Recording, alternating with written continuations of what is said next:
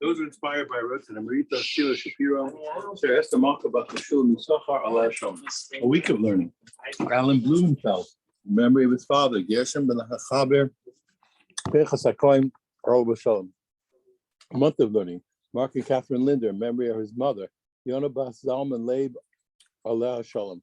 Malka and Rabbi Dr. Yankee Honig, in memory of her father, Yosef and Yecheskel Yehuda, Allah Shalom. We're not up, Dave's talking tomorrow. Okay.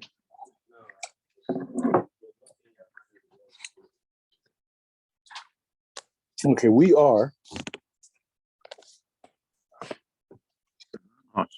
Tanan Hassam, exactly. Tanan Hassam. I'll tell you exactly. We're just at the bottom of the end of yesterday. Well, Tanan Hassam. It's Ayin Dal base 74B. 1, 2, 3, 4, 5, 6 at the bottom. The last fat line, the first fat line halfway through. Tanan Hassam.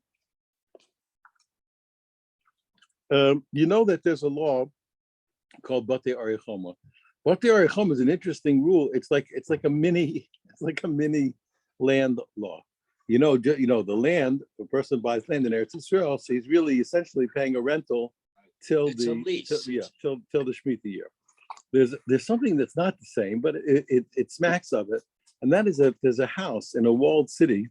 When you sell a house in a walled city, the seller has a right to redeem the house, to buy it back for a full year.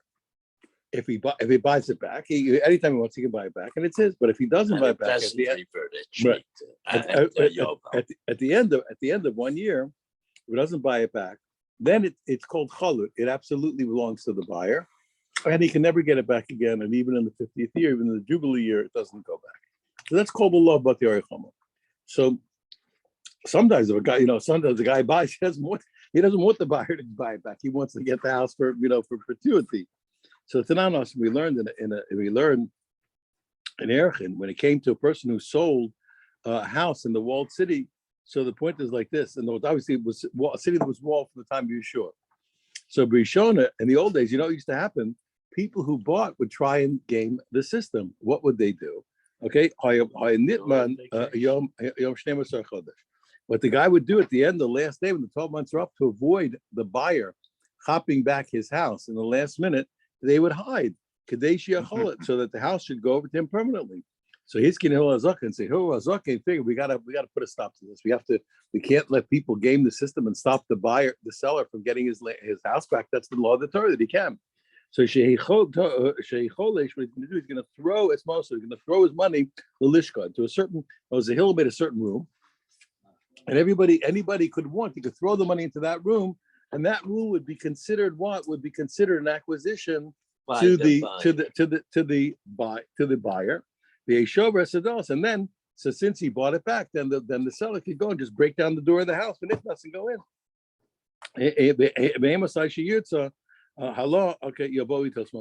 And the seller, whenever he wants, will go and take the money out of the room that he'll designate.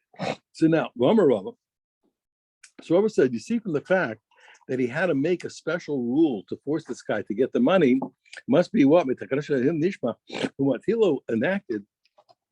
We can derive an interesting halacha. If a guy said to his wife, "This is your get. I'm not time Zeus, on condition that you give me 200 Zeus." But not alone, she gave him the 200 Zeus.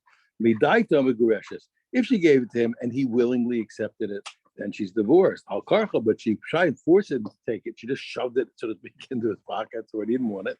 And in Megreshes, she's not divorced. We're learning that you cannot give somebody something against their will. Okay, why is that? Since Hillel had to make an enactment to allow the seller of the house in the walled city to forcibly give the money give the money back to the buyer. So you see that under normal circumstances, you can't force somebody to accept something. So therefore, he'll have to do it. But the normal law is that you can only give somebody something according to their will, and you can't give somebody something against their will.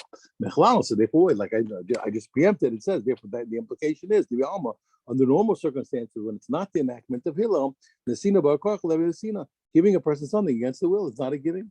So that's easy. So he derived a very important rule for the Takana of Hillel. The Gemara says you cannot prove your point. You're wrong. Your proof is not accurate. Why? Matki flower papa be itamer Actually, one of these two people said it. The Dilma Takuni, you're mistaken. Maybe the only reason that Hillel had to make a special degree was Shalobafanav, was when you try to give somebody to something when he's not there. Okay, that wouldn't work. To give you something when you're not around against your will, I can't. So allowed to say that they can give you something against your will even when you're not there. Avol b'fanav, but in front of the person, but if you actually face the person off and you give it to them, then it works either way. Then it's no right. So therefore, you have no proof. You can't prove that giving somebody something against their will is not a giving. Some people say, okay, Rabba actually said differently. He actually derived a different proof, the opposite. Amar Rabba, that Rabba said, from Hillel, from the fact that Hillel had to made a decree that you could throw the money into the room and it was considered giving it to the buyer. We can learn that if a guy said, this is your get on condition that you give me 202, whether she gives it to him with him willingly accepting it or not willingly, it works the other way. He understands that even giving something to a person against their will is a giving. Why? Because when did Hillel have to make the decree? Only when you try to give it to when the person's not there. We can see what was the fact that Hillel made the decree only when the person wasn't there. You see, when the person is there, even once you face the person down, even giving it to them against the will, it's a giving. So he made exactly the opposite here. One of these two people, he said, nah. He says that's no proof either. You can't prove that even in front of him that it's a giving. Why? But Dilma, I feel before of Nami, we died to in Al Karchalo. No. Maybe the real truth is that even in front of a person, whether you give it to him willingly or unwillingly, it doesn't work. The Hilamai, it's really ticking. You're right that he only made the decree when it wasn't in front of him, but not because there's no need for it. The answer is one. Since the whole problem was the guys were hiding, so he made a rule. Even when the guy's hiding, you can give it to him against his will. But the truth is that even when the guy's not hiding, you can't give something against the will. So either way, we can't prove the point. Now the Gemara comes back to we can't prove the point. Also, in this case, it's a Torah rule. So you could argue that you can force the guy because he really wants to do the right thing. Oh, we're going to discuss that. Whereas when it comes to a get, what he's trying to do is extort from his wife. Yeah. There's room to say that. Well, there's room to say that you can. There's room to say that you can beat a guy up. We have a rule from the Rambam. The Rambam says so. It's from the Gemara actually. But just like by a get, that we can beat a guy up because deep down he wants to do it. So also you could say deep down he wants to do it. We beat him up till he wants. Okay. No, he really wants to follow the Torah. Yeah. But he still sometimes he needs a beating to contact his true feelings. To help him overcome his yetzer. Yeah, I heard a rabbi in New York. His father was famous for Gittin, so he said that he heard from his father and saw all kinds of incredible things. So there was a case where the guy said he wants, I forgot what it was. He wants let's just say he wants a check for $36,000 from the woman to give the divorce. So the rabbi promised him. He said, I promise you, I'll get a check from her for $36,000. Come and do the divorce. So the guy shows up for the gift. He said, did you get the check? He says, yes. They do the whole divorce. It's finished. And the guy says, what about the check? He says, it's right here. And he rips it up in front of him. So he passed because the father said that since he only promised him that he would get the check, but not that he would give it to him. So he held it was a kosher divorce. He held it was a kosher divorce. You hear this? He held it was a kosher divorce, and he saved the guy. He saved the woman the money. Can be debated. I had an interesting case. I had a case. I'll tell you a fabulous story. I have an interesting case. I had a case like this. You have to really listen carefully to people to find out what's going on. I had a case where I was asked to do a wedding. I didn't even know the couple. It was a rabbi from America. They were kind of his constituents, and he was really supposed to do it, but he couldn't do it. He called me and asked me would I do it. This was in Israel. It was in Eretz Israel. So the couple comes, and it turns out that the chassan is an Ashkenazi guy, and the girl is a Sephardic girl. Now, you probably know in a number of Sephardic communities, they write massive kasubas. They write kasubas always for $1 million, $2 million. They write very, very large numbers. Now, the truth is that there are communities where the numbers are meaningless because everybody knows that the numbers are not serious.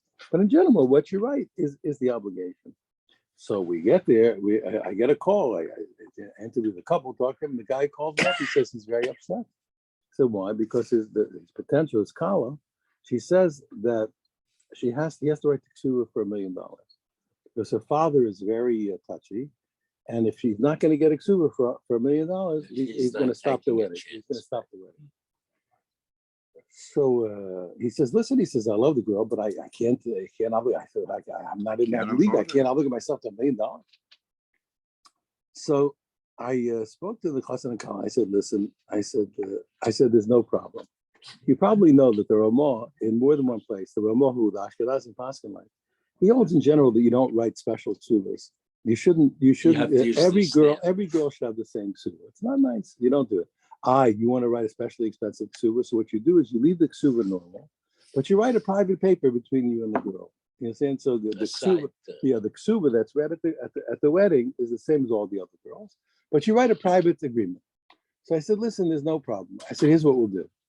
I'll write the ksuba for $1 million, but between the three of us, you, me, and the chassan, I say to the girl, you, me, and the chassan, you'll write a paper that you forego the $1 million ksuba, and you're happy with the normal ksuba that every other girl gets. She said, no, my father will never accept it. I said, no, we're not going to tell your father. We're just going to be me, you, He's and the chassan. He's going to see the other ksuba. No, me and the. I said, it's going to be a private paper. She says, no, he'll figure it out. I said, we're not going to give it to him. She said, no, finally, after all this argument, I realized, guess who's asking for the $1 million? It's the girl. All of a sudden, I realized it's the girl. So listen to this. Don't tell anybody what I told you. They'll kill me. Listen to this story. So the guy, he's a nice guy. We're talking back and forth. I realized the problem is, and I'm going to tell the poor guy, it's the girl. The girl wants the girl's stubborn. She wants $1 million. Probably his friends. Whatever. So the guy's a smart guy. He says to me, listen, he says, in the world, there are many kinds of dollars. There are United States dollars. Okay. There are Hong Kong dollars. There are some of the dollars are almost worthless. He says, why don't you just write dollars and don't write U.S. And so I thought it's a tremendous idea. It's a tremendous idea. They can give any kind he wants. Yeah, you will give what he wants. So, all my years since I'm quite young, I was always guided by Rabbi Binyamin Adler. Rabbi Binyamin Adler we used to live in Israel. Is really a wonderful Talmid Chacham, incredible guy. He was very big in Yerushalayim. He was in charge of all the good kashrus Yerushalayim, etc. He guided me. He pulled me out of a million nightmare situations. So I spoke to him. He helped me a million times, So I discussed with him. So he starts laughing. He says, listen, he says, if such a ksuba gets to Beis Din, he says, there's going to be a world war. There's going to be a war in Beis Din. He says, but you know what? He said, the ksuba is kosher. He said, go ahead. He says, if he gets to Beis Din, it's going to be a Muhammad. He says, it's okay. I wrote the ksuba. Isn't it kind of a mecca toast? Because But her kavanah is irrelevant. It's the husband's kavanah when he writes. Well, 1 second. Here's what I want. Here's what I want to point out. Remember, the ksuba doesn't marry the girl. There might be a problem, but remember, the real marriage is the ring. Exactly, is the whatever the ring is worth. That you can't fool the girl because that's really the money for. No, the ksuba is not the money for the kedushin. I understand that, but in terms of it is, yeah. It might be, I'm not arguing. There might be a problem. You debate it, but the point is we can debate. But the final analysis, it's not going to stop. No, it's not kind of. That's all. Yeah, it's a hard game. But he laughed and laughed. He says it's going to be a Muhammad. He says it's going to be a war. The point is that down there. In theory, they're going to be perfecally happy, and it's not going to matter. Yes, and she's got hopefully. She's got her. I just hope they never get to Beis Din. It wasn't my couple. I was really doing somebody else. Anyway, don't tell anybody I did it, but I did it. Okay, I'm Rabbi Rechana Rabbi Yochanan. Remember, we had in the end we have an argument between the rabbis Shimon and Gamliel when he's supposed to get his garment back and the garment's lost, Rav Shimon Gamliel says she can give the money instead. So he said every place that in a Mishnah where Rav Shimon Gamliel fights the rabbis, halacha kamosa, the halacha always follows Rav Shimon Gamliel except for three places. Chutz mi'arev, except for one, the rule that he held. When, let's say the lender makes a deal and he says, I should be able to collect the money either from the principal or from the guarantor, okay? And that Rav Shimon Gamliel says what? That he cannot, even though they made the deal, he cannot collect from the guarantor as long as the borrower has money. That's one halacha. He says the halacha is not like him, and you can collect from both. B'tzaida, that's number one. All right. That's our case. B'tzaidan, and also our Mishnah, which is where he said that you can give the money instead of the garment when it was destroyed. The halacha is not like him. You have to give the garment, or it's out. He had two famous arguments about witnesses and bringing proof. And one of the cases is what? Let's say the Beis Din said, "Give me a proof," okay? And he says, "I have no proof." So the Beis Din made a ruling, and then later he comes back and brings a proof. So Rav Shimon Gamliel says that we can reopen the case, but the halacha is what? It's not like him, and we don't reopen the case. Once we ask the guy for proof, you got testimony, witnesses said no, we pass him the halacha, then he can't bring them later. Tana Rabbanan we learn. Okay, so according to this, the halacha doesn't follow Rav Shimon Gamliel in our Mishnah. Tana Rabbanan we learned in a brisa. Now this you got to hang your hat on. I want to remind you. Yesterday, the way that Rabbi Yehuda learned, there's a machlokas between Rebbe and the rabbis. Rebbe holds that when you say on condition, it means from now, it's retroactive. And the rabbis say when you say on condition, it really means only from the moment that the condition was met. It only happens later and it's not retroactive. So now we're going to read a brisa and we're going to learn it according to Rabbi Yehuda, that there's a machlokas between Rebbe and the rabbis, and the rabbis hold that conditions only, that the contract only is effective when the condition is met and not retroactively. That's how we're going to read. So we learned in a brisa. How is the gitich l'niyah shali? A guy says, listen, I'm giving you a get, but the paper is mine. I'm not giving you the paper. And no aggression is not good because the Torah said he has to give her the get. Yeah, and it's not. He didn't give it to her. He just gave her letters. He gave her nothing. But he says, I'm giving it to you on condition that you give me the paper back. Mugureshes, she is divorced. Now, the simple explanation for that is, why does it work? Because we know, just like we do in Sukkot, we know that a manas lahachzir is a matana. If I give a person a gift and say, this is yours, on condition you give it back to me next week, it's considered yours. I really gave it to you. It's good from the Torah. That's how we give a person a lulav on the first day of Yom Tov. And we say, here, this is yours, but on condition you give it back to me, but it's completely yours, but I'm going to get it back. My Shana Seif have a problem. Why is it in the first case when he says the paper is mine, she's not divorced? How come in the second case she is divorced? 1 second. Since we learn according to Yehuda, the rabbis hold what? That when you say on condition, when does the contract happen? When you fulfill the condition. So if the moment that she gives the paper back, that's when she's divorced. Then when she gives the paper back, she doesn't own the paper. So it doesn't work. Mele, if you hold like Rebbe, it's fine. Well, according to Yehuda, look, when she gives him back the paper retroactively, when he gave her the divorce, the paper was hers. Everything was fine. The divorce happened when the paper belonged to her retroactively. But if you hold like the rabbis that the contract only goes through when you fulfill the condition. Then when she gives the paper back is when she's divorced. So she can't be divorced. It's a catch-22. As she gives the paper back, she's divorced and she doesn't own the paper. She can't get divorced. So the Gemara and this is the Rabbanan who say this. Yeah. So how can they say that? Right. So Rav Chisda says, don't worry. Almani, he says, don't worry. Rav Chisda answers according to Yehuda like this. Rav Shimon Gamliel, this is a famous principle of Rav Shimon Gamliel, the Omar, who said, Titein is them out. We said when the garment's lost, you can always give the gifts the alternative, and it's as if it was fulfilled. Here too. You're right. In that case, she's not really going to give him the paper back. She's going to give him the money for the paper. So she never lets go of the possession. She gives the money and she owns the paper and she gets divorced. So even according to the rabbis who say that the contract is fulfilled and you fulfill the condition, since she's not going to fulfill the condition by giving the paper back, but only the money back, like Rosh Shimon Gamliel, it's fine. But we don't agree with Shimon. But he says it doesn't matter. But he says that's who the price is according to.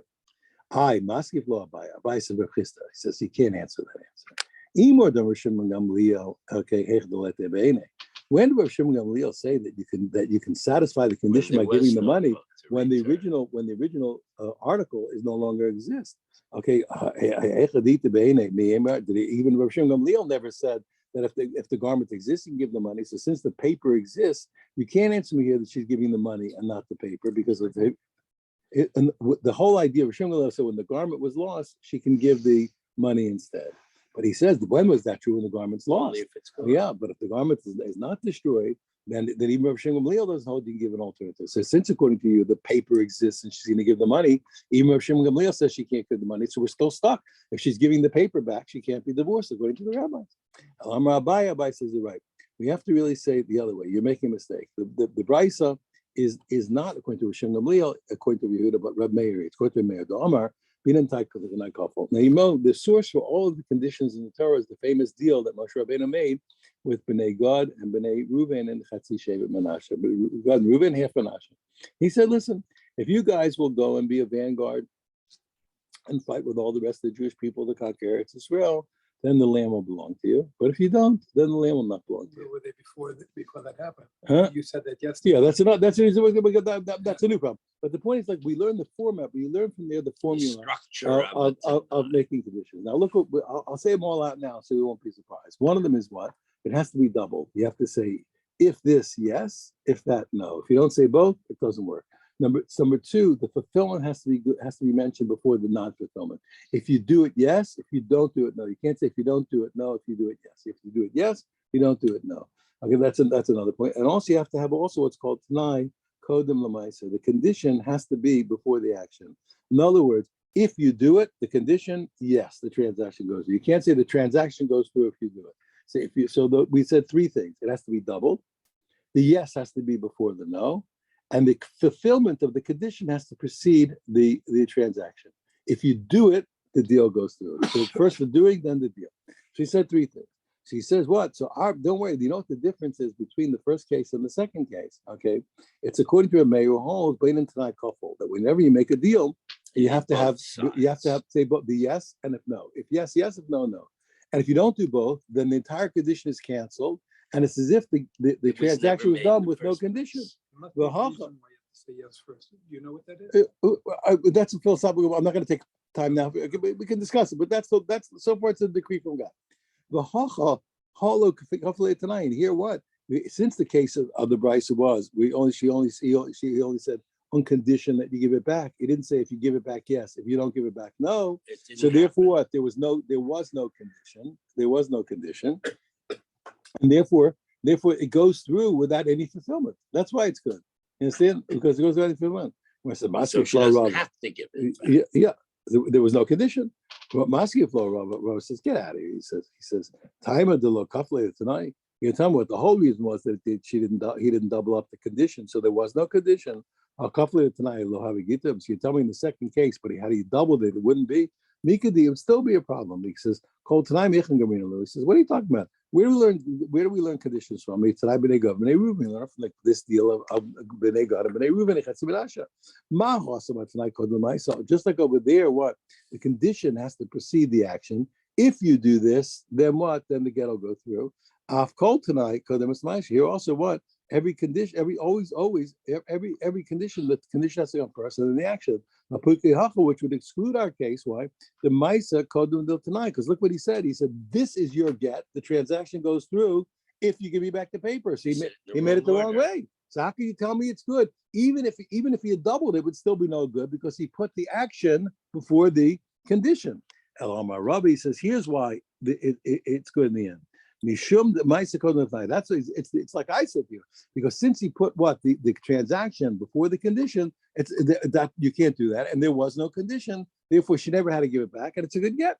Maski Rabbi says, come on. says time with the mice tonight. That's the reason why it's good. The reason there's no condition because he put the transaction before the condition.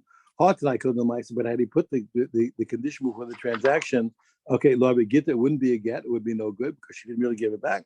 Mikadi says, come on, where do we learn all conditions from? Let's take a look. Again, from the condition of Bnei Gad and Bnei Ruven. I skipped one. I'm sorry, this is the last one. Over there, we have a rule that the condition has to be about one object and the action has to be a different object. Okay? In other words, go fighting and you'll get land. So fighting and land are two different things. So all conditions have to be what? The condition is one thing, unrelated, and the reward is something else. Which exclude our case. Why? Here they're both the same thing. If you give me back the paper is yours. If you give me back the paper, I'm giving you the paper. And so you see that the condition and the reward are the same thing. It's not a good get. It's not a good condition. Therefore, it is a good get. Since it's the same thing, so the condition doesn't go to right. Okay, so that gives so it would still be what even if the other parts were fulfilled, it would still be no good. Ravana Baba said, what's the reason why it's a good get? You have to say for exactly the reason I said, because here he made the condition and the reward about the same thing, the paper. If she gives back the paper, she gets the paper. Rashi Amar Hamani, Rashi says no. So up until now, we learned that the whole Mishnah was like the rabbis, okay, in the argument of Rebbe and Rebbe and the rabbis. Rashi says no. Hamani Rebbe says no. The whole Bryce is according to Rebbe, who holds what? That a condition. If I make a condition, it's as if I said from now. It's automatically. Everyone agrees. If I say if you do this, then it's from now. It's good. If I say from now, everyone agrees that it's retroactive. The only question is when I just say on condition, is it as if I said from now or not? So Rebbe said what? Rebbe said that when I say in condition, it's as if I said the contract will work from now retroactively. So the whole thing is Rebbe. It really has to say Rebbe. Avhuna said that Rebbe said, anytime a person says on condition, it's as if he says from now. So therefore what? So therefore that's why she's divorced in the last case. It's clear why. Because since when she gives back the paper, it retroactively is good. So at the moment you give her the divorce, the paper belonged to her, so everything is fine. Okay, but in the first case, he never gave her the paper. He said, "I'm giving you the letters without the paper." He never gave her the paper. Okay, Iskin Shmuel made a rule in order to make sure that the conditions would be made properly. He said, "Begita the Shemira, when a person was on his deathbed and wants to give a get, he should say the following: Im lo mati." He said the Christian would say, "If I don't die, lo yeh get." It shouldn't be a get. If I don't die from this illness, it shouldn't be a get. Be mati, and if I do die, yeh get. It should be a get. It's a problem. He the wrong way. The Gemara says 1 second. Well, said that he should. That's not how he should make it. He's relema. He should make the person say imati yeh get. You're right. You have to say both. You should say the opposite. If I die, it's a get. Bim lo mati lo yeh get. If it's not, I shouldn't. So he said no. The Gemara says no, we couldn't do it. You know why? Because lo magdim inish perusa nafshe. No guy wants to say he's going to die, so he wants to say if I live, it's not a get. If I don't live, it is a get. But you're right, it's backwards. It's a problem. Okay, so what do we do? But he doesn't want to talk about dying. He wants to say if I live, it's not a get. Okay, I have a lema lo you get him lo mati. So let him say this. Okay, so why don't you do this? But still, shouldn't you always put the action before? Shouldn't you put the action before the condition? You should say lo yeh get. Okay, if you're going to say it that way, it's not a get if I don't die. Okay. No, pardon me. The answer is what? The answer is what? We have to have the condition before the action. Maskiv lo Rabba, so Rabbi Yasekasha. His mikadi, come on. Where do we learn all conditions from? Tonight, from the rules of Bnei Gad Reuven. Mahasam ain't called them lalav. Just like over there, always the yes has to be before the no. Avkola, always the yes has to be before the no. Which will exclude what you just told me that Shmuel did, the lav called the lady, putting the no before the yes. Rava says this is the right way, and it's a trick. It's beautiful. What they really do is they satisfy the emotions of the guy, and they still satisfy the halacha. What are they going to do? They'll have to say what he wants to say, but the legal aspect will only start after he says what he wants to say. Watch what happens. He says in Lo Mati again. He said, if I don't die, it's not a get. Why? Because he wants to talk about living and not dying. He says, if I don't die, it's not a get. And now we turn on the tape machine. Now we turn on the machine, the recorder. Then he says, Imati a get. If I die, it's a get. Lo Mati a get. If I don't die, it's not a get. Now he did the exact right formula. First, he says he says what he wants to say from his heart. Then we start recording. Then we officially record his request done properly. The yes, no, no. Okay. So Gemara says what? Okay, what does that mean to say? But you're not really recording what he says. Well, we are because we know since the first part is just to assuage his emotions. Yeah. We know legally he's only speaking after. He's just doing it to feel better. You know what he wants here, but Exactly. And a lot of times that's the whole point. You have to know what a person wants. That's exactly the point. Im lo mati lo yaget, okay? In other words, because here, take a look, the Gemara is explaining. What we say when he says first, if I don't die, it's not a get. Nobody wants to curse themselves. He don't want to curse himself and say he's going to die. No, he's not going to say it. So therefore, he said, listen, I hope I live a long time. Then he starts speaking officially. Imati a get, if I die, it's a get. Im lo mati lo get, if I don't, it's not a get. Okay, why? You always have the yes before now. Remember, the rabbis are not. We're not. What's the word? Insensitive to people's feelings. We know it. That's what he meant. It's clear that the person wanted to say wanted to Save her from yeah, he doesn't want to talk about it. He doesn't want to say he's going to die. So he first says, I'm not dying. Now he starts to speak legally. You let people talk. It's not we understand. The guy doesn't want to curse himself. No, but you should never say something negative. Never say about yourself or anybody else that they're going to be sick or that. We don't do it. Religious people are extremely sensitive to speech. We says, we learn in the Gemara. We don't give any room for the prosecutor you stand to hurt us. You never say it. We don't talk about negative things. There were Bali Musar who would never even say a person was sick. They said a person not well. They never even said a guy was sick. Yeah, exactly. Yeah, everything in our language was always delicate, and we spoke. And according to the Chai Adam, when we confess on Yom Kippur, one of the things we confess for is being too blunt. We confess in one of the confessions you'll see in the video. We confess it for being too blunt. We don't speak. Religious people don't speak that way. We're very delicate. We don't. You know something. Rishon Salant, the famous genius and luminary and the former of what was known became known as the Muslim movement. His son was a professor in the university. Someone was invented a thing called the Lipkin process. It's famous. It's known to this day. To this day, it's famous. My brother knows about it. My brother knows everything. But he was always worried about the welfare of his son, someone, so to speak, in the other world. So he had his talmidim or other people always keep an eye what's going on with him, and they would write him a report what's happening with his son. The story is he came to visit the university one time, and the professors said to his son, we heard unbelievable things about your father. Are those stories really true? He said, you know what? He says, don't believe me. He said, whatever you're studying at this moment, whatever problem you're working on, discuss with my father.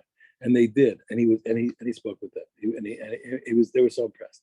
In any case, we'd always had a spy watching out for his son.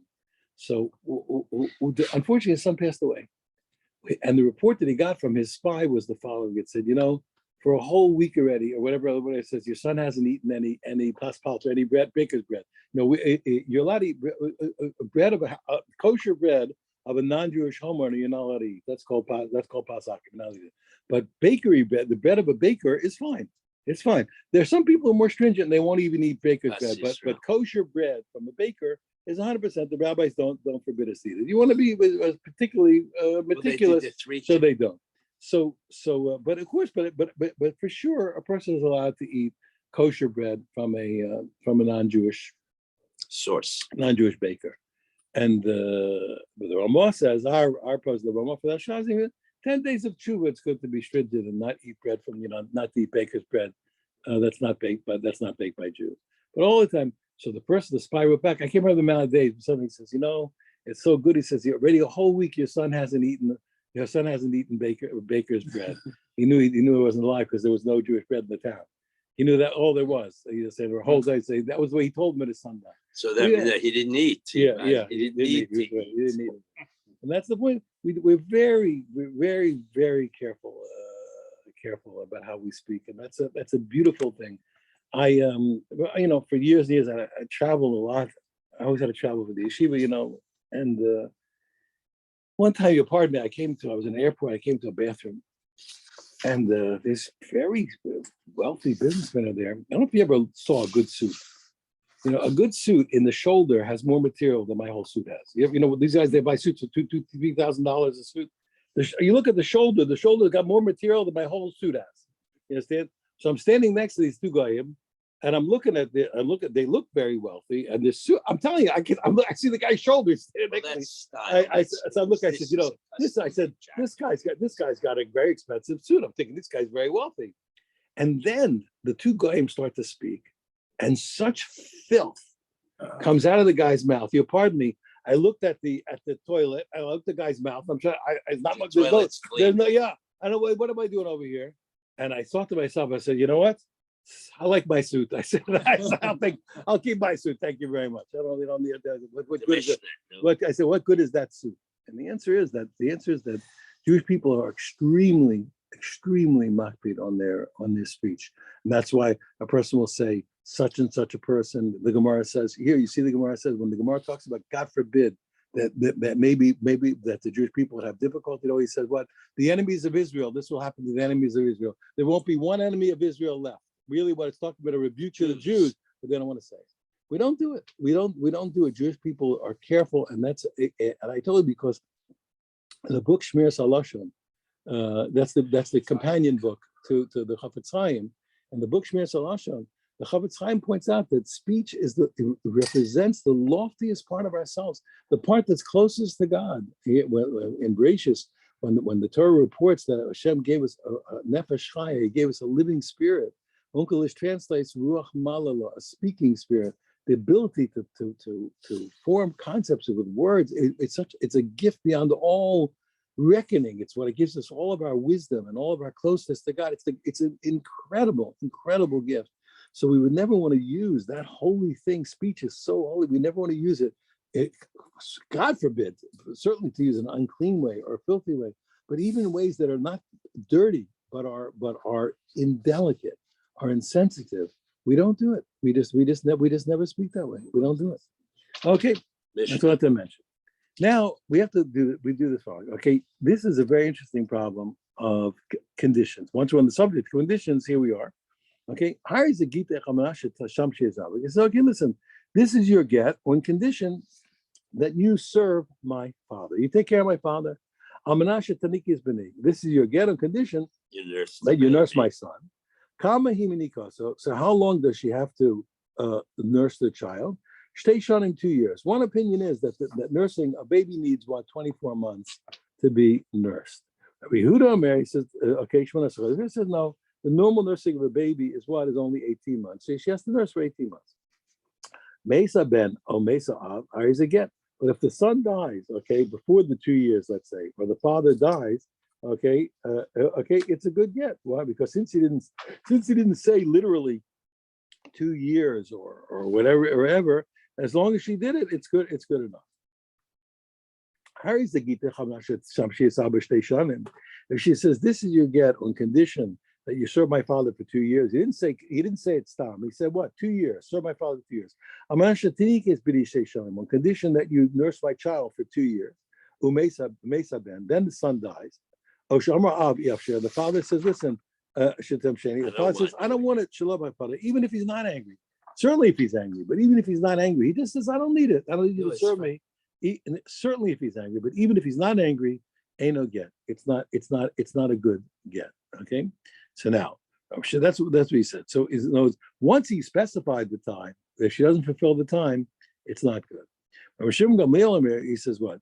Because that get, no, he says even that. He says if the father says I don't want it, it's still a good get, even though she didn't fulfill it. Because Rosh Hashanah has a general rule. Whenever there's a condition for the get that the woman has to fulfill, anytime that it's diverted not because of her, how is it get? That's considered a get. If she didn't do it, not because of herself, but because of something else, it's considered, it's as good as if what? As if the condition were fulfilled. From her Father side, canceled yeah, well, the her deal. side, she was doing it. willing. What do you want from her? Okay. Now the Gemara says what? The first case in the Mishnah was where what? Where the person said, serve my father, nurse my child. Says, he says, what do you mean? Does he have to really have to nurse the child for 24 months? Remini, we learned in a brisa not so. In the case where he said, nurse my child, she could serve the father for one day. As long as she nursed the child one day, how does it get? It's a get. Because he said, nurse my child. She nursed the child one day. That's nurse the child. He said, serve my father. She served him one day.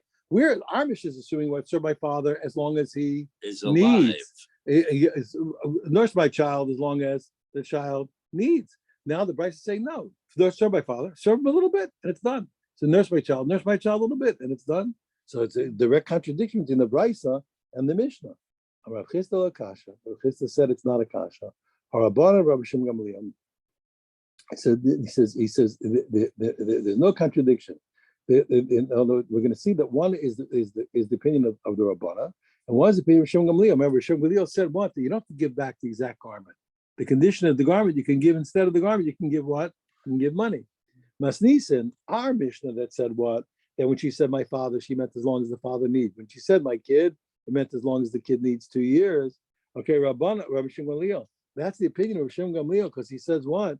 He said when he says on condition that you give me this garment, he wants to gain the money, the worth of the garment, and therefore what? So she has to give him the garment or the facsimile. She wants it. Okay, so therefore also he has to give it. He's trying to benefit. So he's trying to get the full service of the father as long as he's alive. He wants to get the full service of the child 24 months. As long as he needs Bryce or Rabbanan. But the Bryce of the rabbis always say no. When you say shirt, you mean shirt and not the money and no more. Either the shirt or nothing. So the Bryce of the Rabbanan, they say whatever he said is what he said. So since he said what, serve him means any amount, then it's done. And that's the argument. All right, Gemara says, get out of here. 1 second. No, you can't do that. You can't say that the Mishnah is Rabbi Shimon Gamliel. Why? Be the safer, because since the end of our Mishnah, clearly when it came, since in the second law of the Mishnah, when it came to the rule of the father refusing, for example, it said Rabbi Shimon Gamliel says, and even if he refused, she fulfilled the condition. It's not her fault. Okay, so since the end was what he says, Hamid the safer Rabbi Shimon. Since the end was clearly designated Rabbi Shimon Gamliel, Habi Mechlal, that would imply the Reish Lavi of Shimon Gamliel. So the first law that says she has to do 24 months for the kid, it can't be Rabbi Shimon Gamliel. It says Eli, you have to say what? Brisa or Shimon Gamliel, you have to say the opposite way. The Brisa that says what? She can do any amount that it's good enough is really Shimon Gamliel. Why? The makeup of tonight. But you have to look at it from a different point of view. He's lenient that even though the condition said, give me back my garment, that garment of the facsimile is good enough. You can be lenient in it tonight. Okay, and therefore what? So therefore the Brisa, which said what? You read it leniently. He said, serve my father one day. He served him. He said, nurse my kid one day. He nursed him. But the Mishnah is the rabbis. The rabbi said, look, she said shirt. Okay, it means what? He wants exactly what he wants, the shirt back, okay, the garment back. And therefore what? So since he's trying to get everything he can get, okay, and you can't be lenient, and therefore what? Since he said serve, you have to read the stringent way, which is what? Whatever he needs, and the kid, whatever they need. Rava Marlo Kasha. Rava says a different solution. There's no problem that we can settle the contradiction between the Brisa that said any amount is good and the Mishnah that said you have to have the full lifetime of the father or 2 years. Khan Bistam, okay, he says over here in the Mishnah, when it said that she has to do the full time, it's where he didn't say he didn't say any amount of time. So therefore, since he didn't say amount of time, we are evaluate what's the need. Khan and the Brisa of Mafarish, the Brisa really was what? Where he said literally one day. He said one day. Okay. Ravashi says, get out of here. He says, he can't say that. He says, he says, he pushes away. He says, Omar, okay. He says, Ravashi says, Kol Stam, whenever a person doesn't specify, when a person says just Stam, it's the same thing. It's the equivalent of the one day. But God has to specify. If I say serve my father, so no, any amount you do, I didn't say how long. So he said, if a guy doesn't specify, that by definition is one day. So how can you tell me the Brisa said one day and here it said Stam? Stam is also one day. even if you don't specify. Non-specifying is one day. Okay, so Tanan. Okay, but what says 1 second? Tanan, so he says you can't answer your answer. Tanan, we learned Kamahi. I mean, Mikasa. We learned in our Mishnah. How long should she nurse the kid? Teishanim 2 years. He said 18 months. Bishlam of the Rava. It's all very good according to Rava. Who says what? That the Bryce is where he said 1 day, and the Mishnah is where he said stam. Nicha, it makes sense that they argued. Why? Because he didn't say whether how much time. He just said nurse the kid. El Ravashi, according to Ravashi, since he said stam is 1 day. Lamali shtei shanim. Why should it be 2 years? When a person said nurse my kid, it's 1 year. Person said serve by 1 day. It's serve my father 1 day. Why 2 years? Lamali shtei shanim. Why is it 2 years or 18 months? Okay, sagi 1 day would be enough. He says, no, don't worry. This is what he's saying. It doesn't mean you're reading the Rice wrong, the Mishnah wrong. It doesn't mean serve for 2 years. It means 1 day within the 2 years.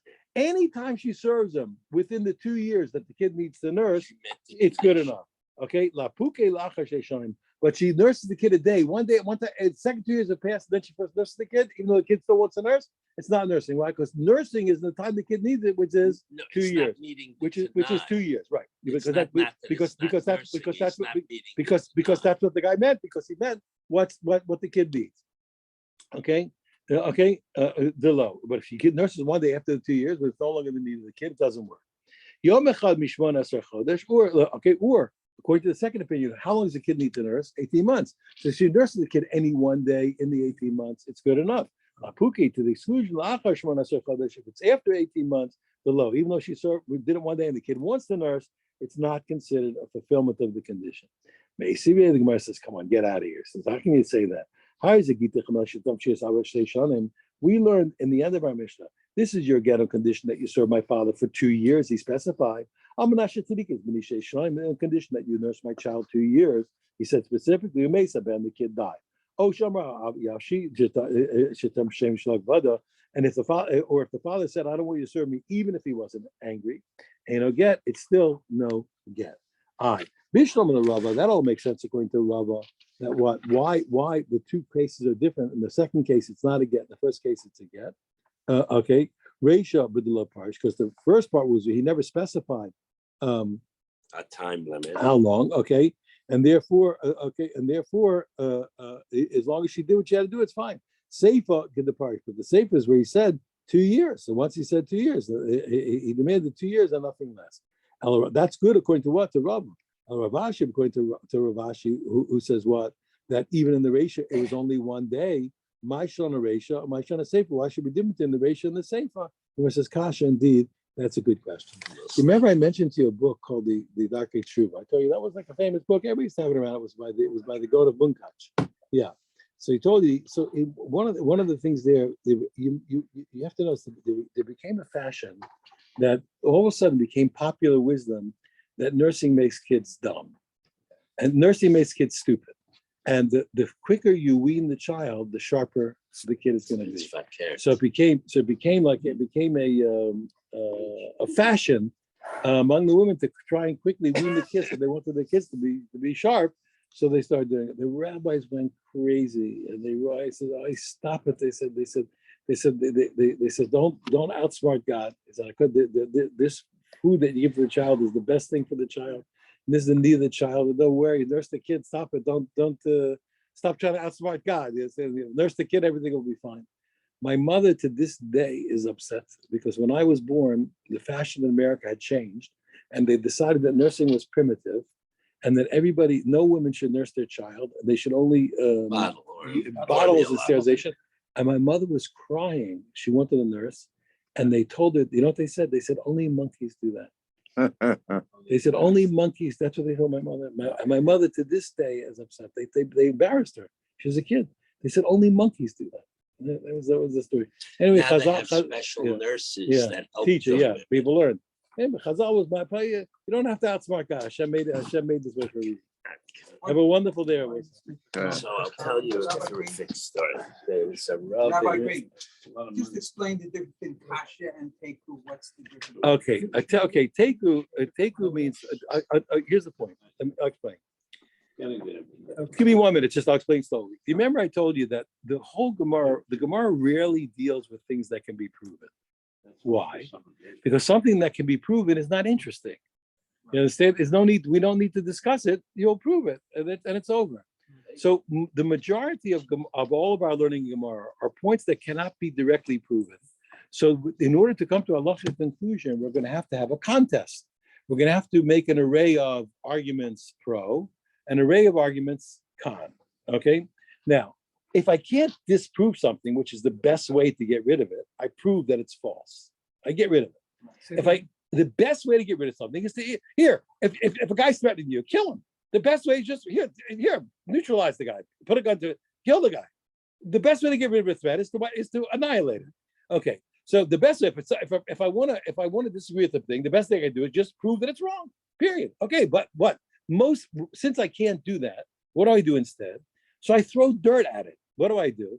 I bring all kinds of points. So you know what? If what you're saying is true, this doesn't make sense. If what you're saying is true, this is very uncomfortable. If what you're saying this doesn't work, that doesn't work. So we bring arrays of points that start to sway us that that's not the truth, even though we can't prove it 100%. That's called a kushya. So kushya doesn't prove anything, but eventually kashas are so compelling, you understand, that we say, you know what, any normal person will conclude that this is the truth. That's what a kushya is. Kushya. Yeah. In yeshivas we say kasha, but the Hebrew word the actual word is kushya. Okay, it's a difficult kushya. It's a difficult. Yeah, as opposed now, right, exactly. Now, a tiyufta is also not a proof, a disproof, but a tiyufta is a kasha that's so compelling, we consider it as if it was a disproof. It's also a kushya. Even if you'll see sometimes the Gemara will say tiyufta, and Tosfos will answer it. A tiyufta has the same vulnerability as a kasha. It's like a kasha can't prove something is wrong. We can always answer a kasha. We can always answer a tiyufta, but a tiyufta is so compelling. The Gemara already considers it. When the Gemara says tiyufta, they say, what? This difficulty is so convincing. As far as we're concerned, this argument is over. We've accepted it as a proof. Now, teku is a point like this. Teku means that with the information at hand, it's impossible to decide. Okay? Teku. The word teku means let it stand. Teku. Let it stand. Yeah, that's a beautiful thing. But the literal word means let it stand. What do you mean? There's not enough information. You'll hear sometimes I say to you, not exactly, but I say a lot of times people ask the question, I say, the information's not on the page. It's not discussed here. Remember, a lot of the classes, people say it's not here. It's not, this point that you asked me is not on this page. I'm here to discuss what's on the page. So take this with the information at hand. Unless you give me a new revelation, we don't have enough information to solve this problem. That's when the Gemara says teku. So kushya, difficulty. Tiyufta, it's still a difficulty, but it's so compelling we consider it as if it were a stira, a disproof. And teku says, unless barring a new revelation, we do not have the information. This problem cannot be solved. Okay, that's it. Yeah, these are important things. You should know that there are several works that analyze the language of the Talmud. One of them, it's shocking that people don't learn. The Beis Yosef, the rabbi who wrote the Shulchan Aruch, he wrote a book called the Klalei HaShas, Klalei Talmud. He wrote a book explaining how the science of the Gemara. It's shocking that everyone doesn't study it. It's shocking. What is that? It's called either Klalei HaShas or Klalei Talmud. The rules of the Shas, the rules of the Talmud. That was written by the Beis Yosef himself, by the Shulchan Aruch. Here, he teaches you how he believes the Gemara works. For crying out loud, how you not learn that book?